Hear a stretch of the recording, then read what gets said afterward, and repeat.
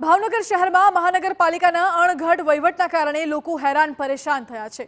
ભાવનગર શહેરમાં અત્યારે એવી સ્થિતિ છે કે મનપાએ હાથમાં લીધેલા કામ પૂરા નથી થતા અને ત્યાં ભર ચોમાસે નવા રોડ બનાવવાના કામ શરૂ કર્યા છે, જેના પરિણામે મુખ્ય રસ્તાઓ પર જ્યાં જુઓ ત્યાં ડાયવર્ઝનના પાટિયા લગાવવામાં આવ્યા છે।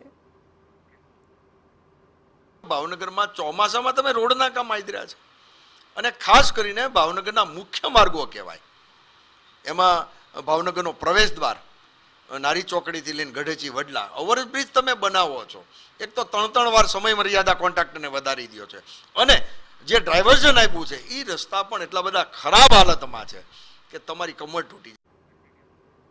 અત્યારે ભાવનગરમાં ટોપ 3 થી દુખી શ્યામ બાપુ સર્કલ સુધીના રસ્તે ડાયવર્ઝન છે। કાળુભા રોડ, કાળા નાળા પર પણ રોડનું કામ હોવાને કારણે ત્યાં પણ ડાયવર્ઝન મૂકવામાં આવ્યું છે। ચિત્રા તરફથી આવતા પુલનું કામ ચાલે છે, જેથી તે રસ્તે પણ ડાયવર્ઝનનું પાટિયું ઝૂલે છે। ભાવનગર શહેરની પ્રજા તો હાલ રખડતા ઢોર, ખાડા અને ખોદકામવાળા રસ્તા અને ડાયવર્ઝનની વચ્ચે પીસાઈ રહી છે। કાળા નાળાનો રોડ હોય કે લાલ ટાંકીનો ઓવરબ્રિજ હોય કે કોઈ પણ હોય, હાવ પડી પોઝિશનમાં કહો તો હાવ ધીમું સાહેબ, ન કહેવા જેવું કામ, ગોકુળ ગતિ, હાવ છેલ્લી કામ। ભાવનગર શહેરમાં જ્યાં જુઓ ત્યાં કાર્ય પ્રગતિમાં છે તેવા બોર્ડ મુકાયા છે, પણ વાસ્તવિકતા તો એ છે કે કાર્ય તો ચાલુ છે પણ તેમાં કોઈ પ્રગતિ દેખાઈ રહી નથી। બીજી તરફ મનપાના અધિકારીઓ સરકારી જવાબ આપી રહ્યા છે કે જે કામ ચાલુ છે તે જલ્દી પૂર્ણ થશે અને હાલાકીનો અંત આવશે।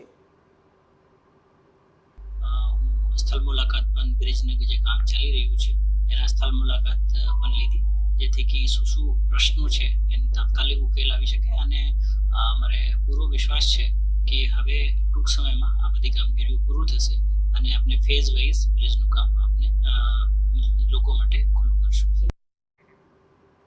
હવે જ્યાં સુધી ઘોર બેદરકાર પાલિકાએ આદરેલા વિકાસના કાર્યો પૂર્ણ ન થાય ત્યાં સુધી ભાવનગરની જનતાને તો ડાયવર્ઝનના બોર્ડ જોઈને રસ્તો બદલી નાખવાનો છે અને તે રસ્તો પણ ખાડા અને ખોદકામવાળો હશે જ તેવી ગેરંટી છે।